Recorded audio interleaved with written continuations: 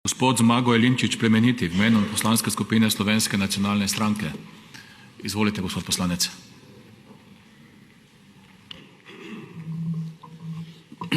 Lep pozdrav. Pred sabo imamo eno skropocalo od nekega predloga zakona, v katerem je 10 strani navedb o tem, kako delajo v drugih državah, tako na cestnih povezavah, kakor na železniških. Kaj to nas zanima? Mi tega ne znamo. Mi tega nočemo, ker mi povsod hočemo krast in si basati žepe. Zato tudi takle zakon, kot je tukaj pri nas. Včeraj so se pri meni oglasili Korošci in so prosili, da naj podpremo ta zakon, kajti tukaj noter je en del, ki ga bo Koroška dobila. In sicer to je tisti ubogi košček od Velenja na jugu do Slovenj Gradca na jugu. Korošci potrebujejo povezavo, samo potrebujejo normalno povezavo, ne take, kot jo tukaj v tem zakonu v nadaljevanju hoče na vsak način gospa Bratušek pripeljati noter. In sicer tisti drugi odsek, ki bi uničil ogromno premoženja, hiš, najboljše zemlje in tako naprej. Jaz sem prepričan, da gre tukaj za eno sprego, za en dogovor med dvema strankama, in sicer SAB in pa SD. Te gospodje in gospe bi se radi nabasali žepe, kajti to se je že dogajalo pri drugih zadevah. Bojim se, da je tukaj enako. In takšna podlost, da se veže pomoč Korošcem in pa pomoč Dolencem v enih majhnih segmentih in se noter stlači poroštvo za ta drugi tir, je svinjarija. Enostavna svinjarija. Ob nesposobnosti ministrice, da bi iz Junckerjevega sklada dobila karkoli, kakršenkoli evro, bo tukaj zahtevala poroštvo. Zakaj pa? Zato, da bo 2TDK dobil denar za svoje delo, ampak ne za tisto delo na terenu, ampak verjetno za tisto delo v pisarnah. Kajti to je tisto, kar se tukaj gredo. Seveda SAB in SD obvladata te rabote in zagotovo bosta te zadeve peljali še naprej. Konec koncev, kaj pa drugi konci Slovenije? Kaj pa cesta na Ormož, pa obvoznica pri Ormožu?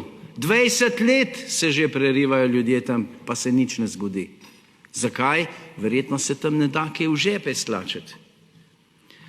Zdaj pa tukaj povezujemo, na vsak način povezujemo Velenje s Slovenj Gradcem. Povezovanje od Velenja do avtoceste je pa tista črna luknja, v kateri je že implementirano noter nekaj 100 milijonov, ki bodo zginili. Ne bo se delala najbolj optimalna, najboljša in najbolj enostavna in najcenejša pot, ne, delali se bo tam, kjer se da kaj pobasati, kjer se da v žepe stlačiti, kjer bojo določeni gradbeni lobiji krasno služili. Seveda pod komando tistih, ki se zelo zavzemajo, da bi se to speljalo na vsak način. Glede proge, ki jo delajo, ki jo bodo delali, oziroma se že nekaj kople in je že kar nekaj desetin milijonov zginilo v razne požrešne žepe določenih. Pred kratkim je Slovenska inženirska zveza izdala tole knjigo. Knjigo z nazivom Dvotirna proga Koper-Kozina-Divača. Tukaj noter je razloženo s stališča stroke, da je ta načrt, ki ga zdaj ponuja gospa Bratuškova, na vsak način, da je slab, da je zanič, da ni razvojen. Gradimo eno štreko. Pa kdo je to že videl? Kje na svetu? To se je gradilo leta 1870. Pa že 1882 so gradili dvotirne štreke. Ne, pri nas še zmeri enotirno in ne vem koga. In hlipanje in jokanje in tuneli niso ta pravi in vse skupaj. Cena je že zdaj bistveno previsoka, povišala se bo pa še vsaj za 80 do 90%. Glede na to, kako se je to dogajalo v TEŠ 6, verjetno bo povečana cena za okrog 120 do 135 odstotkov.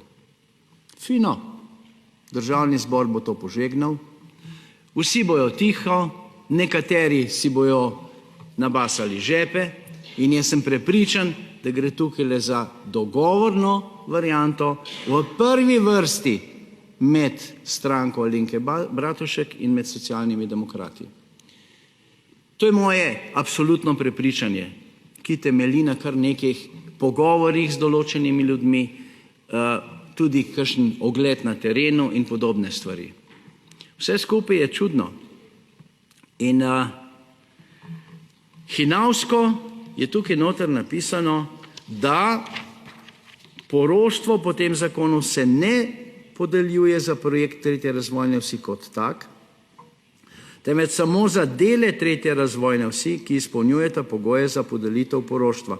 To je tisto odsek Velenje jug Slovenj Gradec. Ampak potem pa naprej piše takole, da je tudi za odseka Šentrupert Velenje, to se pravi od avtoceste po najlepših predelih zemlje, ki jo hudičevo malo imamo v Sloveniji, je že sprejet državni prostorski načrt.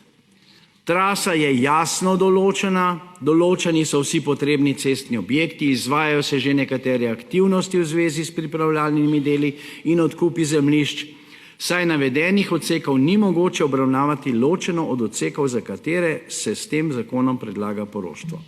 Skratka, je že vse pripravljeno, da bodo šli po dražji varianti, da bo nekdo pobasal kakšnih 100 milijonov v žep oziroma si jih bojo razdelili.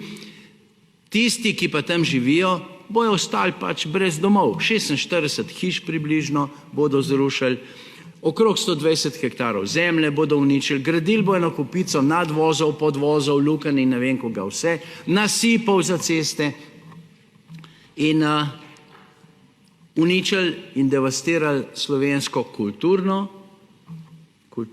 in pa naravno dediščino. Ampak to nikogar ne briga. Briga jih, koliko bo kapnil komu v žep. In to je tisto. In ta zakon je pravzaprav eno skropucalo. Če primerjamo te kvazi izračune v zakonu s tem, kar je napisala Slovenska inženirska zveza, so tukaj le bistvene razlike. Na eni strani stroka, na drugi strani, po mojem mnenju, lopovščina. Kdo mislite, da bo zmagal? Kot vedno v Sloveniji, lopovi. Kot vedno v Sloveniji. Mislite, da bo kdo odgovarjal? Ne bo. Bojo imeli pa eni polne žepe. In če bodo s polnimi žepi hodili naokrog, se jih nihče ne bo upal dotakniti. Ker v Sloveniji se tolče po revežu. Ali pa po tistemu, ki govori resnico. To je slovenska realnost. Mi bomo to podprli. Zakaj? Samo zaradi Korošcev in Dolencev. Zaradi tistih ubogih 17 in nekaj kilometrov, pa za tistih približno 6 kilometrov na Dolenskem. Zato. Čeprav je to premalo, to pravzaprav ni nič, to je metanje peska v oči. V tem metanju peska v oči je gospa Bratuškova izvedenka. Ena od boljših, ne le v Sloveniji, bi kar rekel v Evropi. Nažalost pa sedi v tem amfiteatru kopica tudi bedakov, ki ničesar ne razumejo, ampak ki kimajo zaradi tega, ker določen minister ali pa ministrica nekaj zahteva. In pri teh zahtevah ni važno, kaj mislijo ljudje. To je tisto, kar je narobe v tem parlamentu. In to je zelo narobe. Da so privatni interesi nad interesi države in državljanov, to je zločin. V kakšnih normalnih državah, celo v nekdanji Jugoslaviji, se kaj takega ne bi moglo zgoditi. V drugih državah vidimo, kaj se dogaja, kadar se kakšne take zadeve speljajo. Kar kmalu so kakšni gospodje na odpisu, v zaporu in jim je zaplenjeno premoženje. Kaj pa pri nas? Hvala.